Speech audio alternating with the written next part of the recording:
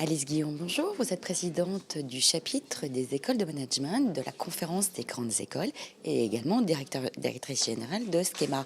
Alors, le chapitre des écoles de management, à quoi sert-il finalement? Alors, le chapitre est une commission de la conférence des grandes écoles qui regroupe les 39 écoles de commerce qui sont rentrées selon des critères très précis. Donc aujourd'hui, on est un peu moins de 40, mais il y a des prétendants qui tapent à la porte.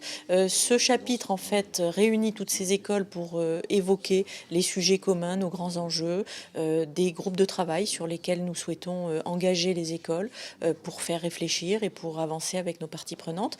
Donc nous nous réunissons au moins 3 fois par an.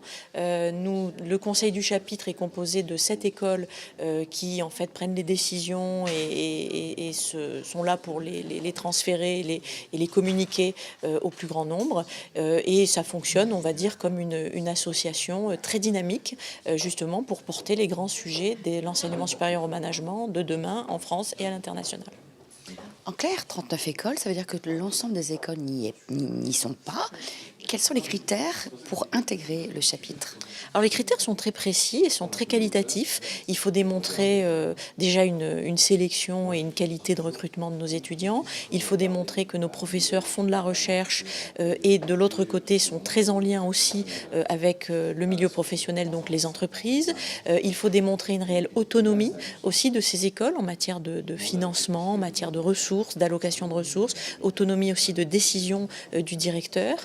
Il faut démontrer une réelle qualité scientifique, pédagogique et aussi académique par la recherche. Donc nous avons une batterie de critères extrêmement solide. Et puis le dernier étant non pas le moindre, qui est celui de démontrer un véritable lien avec la France aussi. Vous jouez un rôle important auprès des institutions du ministère, par exemple, pour faire évoluer l'enseignement dans les grandes écoles et pour positionner les écoles dans l'enseignement supérieur. Quels sont les prochains chantiers qui vous attendent? Alors on a quelques grands enjeux, au premier rang desquels effectivement la reconnaissance de nos diplômes par le ministère, notamment pour les écoles qui sont très bien classées à l'international et qui réussissent très bien et qui tirent l'enseignement supérieur en management de la France à l'international.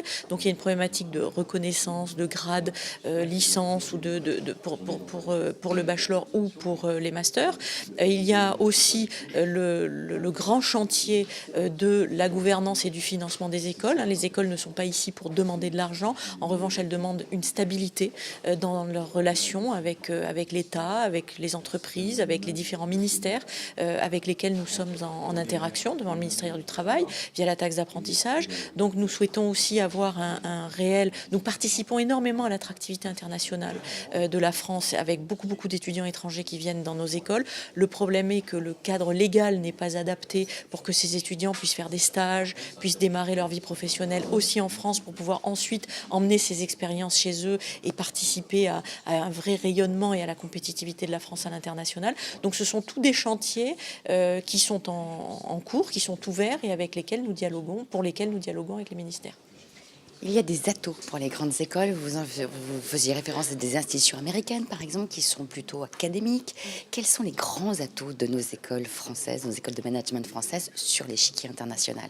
Alors, il y a déjà un atout indéniable, c'est que ce modèle est d'une robustesse incroyable, avec 2 ans de classe préparatoire ou 2 ans dans le cycle licence et ensuite 3 ans dans la grande école. Donc, il y a un vrai travail en 5 ans qui est extrêmement fort. Il y a des humanités, beaucoup de professionnalisation et puis beaucoup d'international. Donc, l'engagement professionnel des étudiants au travers de l'année de césure ou par des stages assez longs en France ou à l'international est un atout indéniable aussi. Les étudiants internationaux sont peu mobiles sur des périodes courtes, c'est-à-dire qu'ils partent moins en stage que ce que nous pouvons avoir dans nos écoles. Et puis la partie, bien entendu, ouverture internationale. Les écoles sont très dynamiques, étant implantées avec des programmes ou des campus dans plusieurs pays. Elles permettent à leurs étudiants de naviguer, d'avoir de vraies expériences d'exposition globale, ce qui est aujourd'hui ce qui fait la robustesse du modèle. Et puis il y a un dernier point qui est extrêmement important, qui est tout le travail qui est fait sur les soft skills aujourd'hui avec les entreprises, où on travaille sur le savoir-être, le savoir-vivre, le respect, la notion de multiculturalisme. Et ça, ce sont des dimensions qui ont été appropriées par les écoles, ce qui n'est pas le cas des autres écoles à l'international.